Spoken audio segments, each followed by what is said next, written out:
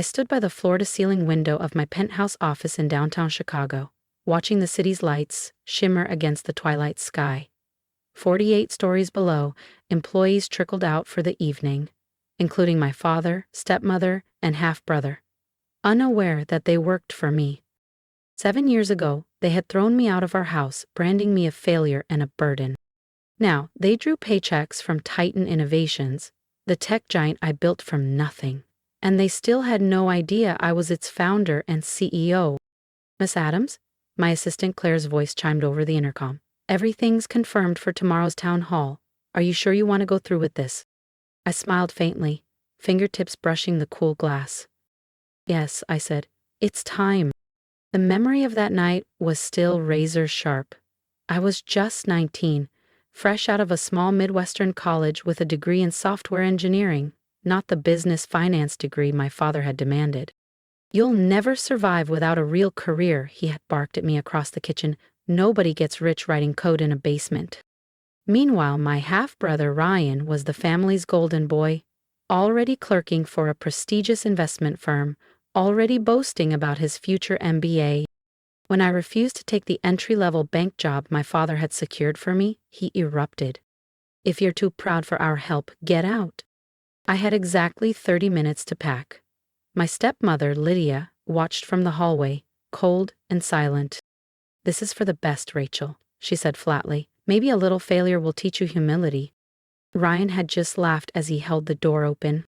I left that night with a battered laptop, $150, 0 cents in cash, and a dream. The first startup I joined was brilliant on tech, disastrous on leadership. When it collapsed 6 months later, I made my move. I pitched investors on a plan, salvage the tech, rebuild the team, run the company right. They were hesitant.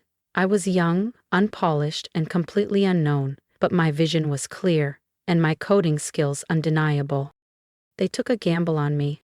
By 22, Titan Innovations was thriving, and now, at 26, it's one of the biggest rising stars in the Midwest tech scene.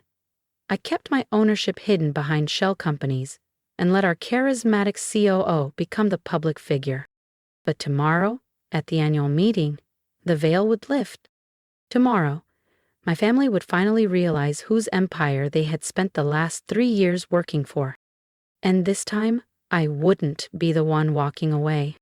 3 years ago, Titan Innovations quietly bought the Riverfront Tower, the same downtown Chicago building where my father's law firm was barely clinging to life. Instead of evicting them, I had HR offer them jobs under new titles. My father, once a senior partner, became our in-house legal advisor. My stepmother, Lydia, took a position as administrative coordinator. And Ryan Mockler, the golden child whose career had hit unexpected turbulence, accepted a junior compliance role. Sometimes, late at night, I would watch the building's security feed from my penthouse office. My father, a little more stooped now, rushing through the lobby, coffee in hand. Lydia, orchestrating office potlucks like promotions depended on them. Ryan, whose tailored suits didn't hide the anxiety in his eyes, trying so hard to be noticed. They loved working here. Through whispers from mutual acquaintances, people who didn't know they were feeding information back to me, I heard everything. "My new company actually values hard work," my father would boast at barbecues I was never invited to. "At Titan, talent doesn't go unnoticed," Lydia would chime in proudly. If only they knew. The CEO they gossiped about at holiday gatherings was the very daughter, the very sister they once called useless. Now, as I stood in my office on the eve of the biggest reveal of my life, I thought back to the beginning. The nights coding until sunrise on borrowed laptops. The countless rejections from investors who couldn't see past my youth and gender. The moments I questioned if they were right to throw me away. A soft knock pulled me from my thoughts. "Ms. Adams," Claire said, stepping in. "Everything's set for tomorrow. Full attendance confirmed." I turned from the window. "How many employees in the building now?" "Just over 3,200. Your family's listed in the front center seating for executive staff." I nodded and picked up the only photo on my desk, a snapshot from my college graduation. I looked so young, so hopeful.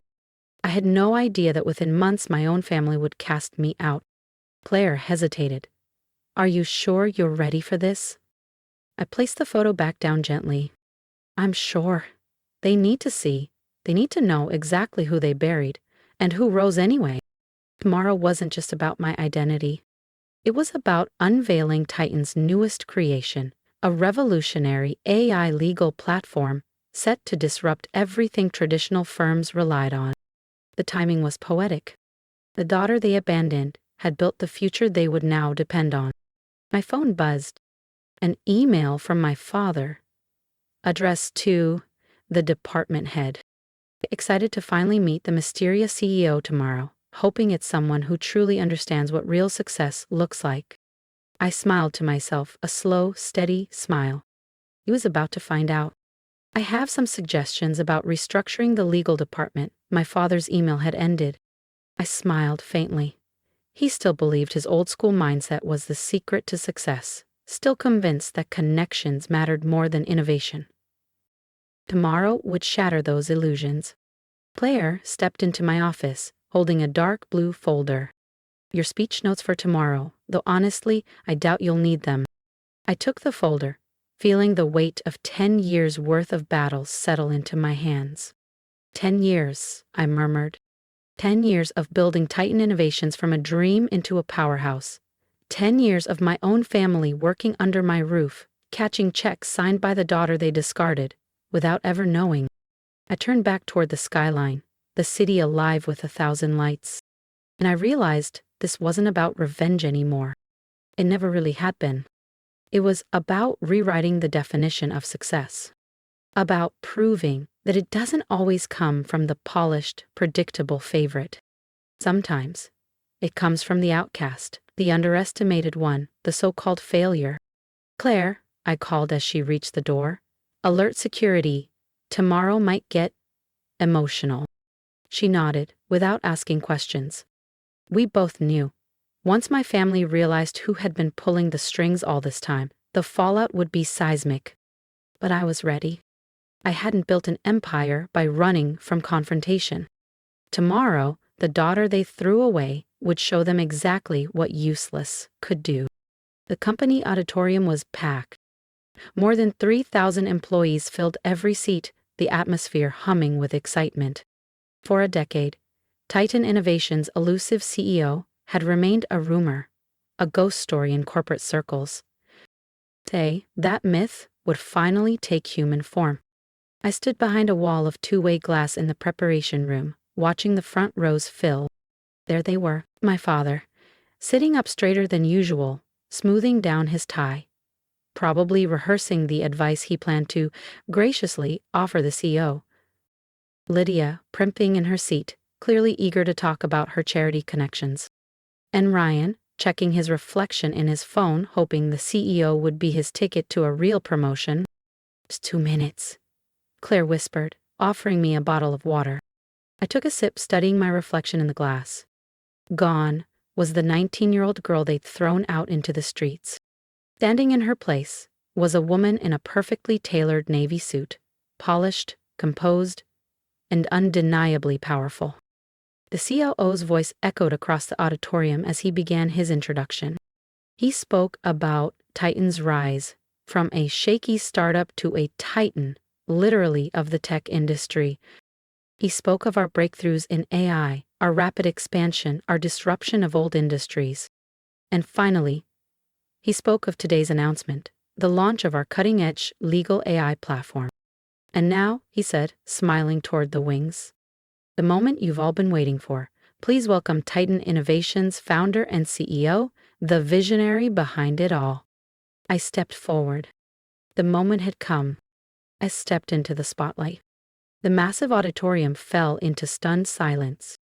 Then I heard it, the sharp gasp from Lydia, the strangled, choked sound from my father, the clatter of Ryan's coffee cups smashing against the floor. Good morning, I said into the microphone, my voice even and clear. I'm Rachel Adams. Though some of you once knew me by a different name, welcome to Titan Innovations. Who else is making these charges? A ripple ran through the room. Murmurs buzzed like electricity as employees, many who had worked alongside me without realizing it, began piecing it all together. The elusive CEO, the architect behind Titan's meteoric rise, had been hidden in plain sight. 7 years ago, I continued, I was told I was worthless, that my passion for technology was foolish, that true success only came from tradition, status, and knowing the right people. I let my eyes sweep across the front row. My father's face had gone paper white. Lydia gripped the sides of her chair so tightly her knuckles were white. Ryan sat frozen, his jaw slack, disbelief etched into every line of his face. The people who dismissed me, I said quietly, have been working under this roof for the past 3 years. I gestured slightly toward them. Recognition sparked across the audience. The legal counsel, the office administrator, the junior compliance officer, all connected by blood, but disconnected by their failure to see me. But this moment isn't about revenge, I continued, letting my voice soften. It's about innovation, about recognizing potential where others see none, about believing in yourself even when no one else does. I clicked a remote in my hand and the giant screens behind me came alive with a sleek demonstration. Today, we're unveiling Titan Lex, our revolutionary AI legal research platform, a system that can process millions of case files, predict litigation outcomes with unprecedented accuracy, and reshape the future of the legal profession. The irony wasn't lost on me, or on my family. The daughter they had cast aside for wasting time with computers had just rewritten the very foundations of their proud traditional careers. The presentation flowed flawlessly. The technology was beyond anything the industry had seen, faster, smarter, transformative. As the final slide faded and I closed my speech, the applause was overwhelming. Employees rose to their feet, cheering not just for Titan Lex, but for the truth finally revealed. Security moved swiftly but discreetly, escorting my family toward my private office upstairs. I stayed behind for a few more minutes, answering questions, feeling the electricity of a new era surging through the room. Then I made my way up. They were waiting when I entered. My father, pacing furiously. Lydia perched stiffly on a chair, unable to meet my gaze. Ryan staring blankly out the window at the Chicago skyline. How? My father finally blurted out. How did I build a multi-billion-dollar company? I finished for him, my voice calm. With the skills you mocked, with the technology you dismissed, and with the determination you tried so hard to destroy. Rachel, Lydia began, her voice trembling slightly, we only wanted what was best for you. I sat down behind my desk, my real desk, not the modest workspace they had seen me use all these years. No, I said calmly, setting the graduation photo down. You wanted what looked best to your friends. There's a difference. Ryan turned from the window, his face pale. At this time, he said, almost in a whisper, you were our boss? Ironic, isn't it? I said, leaning back slightly. The daughter you threw away ended up signing your paychecks. My father straightened stiffly, trying to summon whatever authority he thought he still had. Now listen here, young lady. I held up a hand, cutting him off. You don't get to play the father card now. You forfeited that right the night you gave me 30 minutes to pack my life into a duffel bag. I rose from my chair, smoothing the lapels of my jacket. You're all excellent employees. Your performance reviews are strong. You'll keep your jobs, though I imagine family dinners will feel a little different now.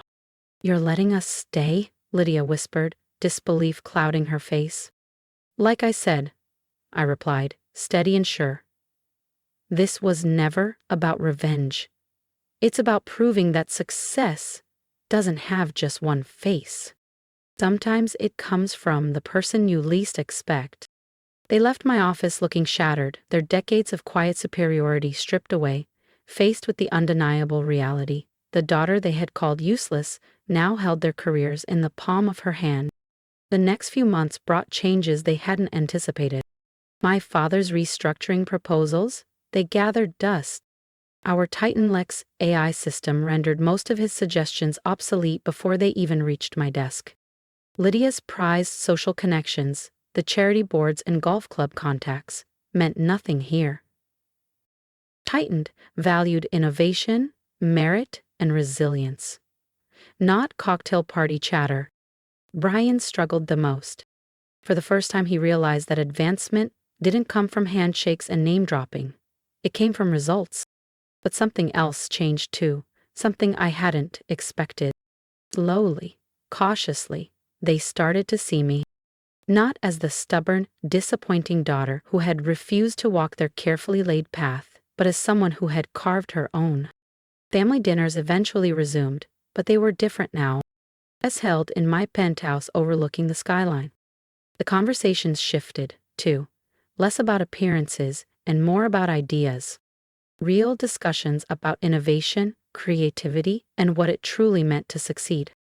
They learned to listen, to recognize that success didn't always wear a banker's tie or a lawyer's suit. I kept my old workspace down in the engineering wing, where employees now fully aware of who I was, still welcomed me as a peer. It kept me grounded. It reminded me why I built Titan. Not to prove my family wrong, but to prove to myself and to anyone watching that useless was just another word for unlimited. The old graduation photo still sits on my desk, but now it's joined by a new one, taken at last year's company picnic. My family isn't it. Smiling. Genuinely, this time. We're not perfect, but we're learning. And me? I'm exactly where I'm meant to be. Running the empire they once said I would never build. If my story resonated with you, I invite you to share your thoughts below. Your support means more than you know, not just to me, but to everyone out there who has ever been told they weren't enough. Tell me, have you ever been underestimated, doubted, or cast aside? I want to hear your journey, your triumphs, even the battles you're still fighting. Remember, success isn't defined by fitting into someone else's mold. It's defined by the fire you refuse to let burn out, even when the world tries to snuff it. If you're in a place right now where it feels like no one believes in you, let me be the first to say, you are capable of extraordinary things. Keep building, keep dreaming, keep rising, even when it's quiet, especially when it's quiet. Because one day, the people who couldn't see your light will have no choice but to stand in its brilliance. Leave a comment, share your story. And if you're ready, take that first step toward the life they told you was impossible. You're not useless. You're unlimited. And the world hasn't even seen your best yet.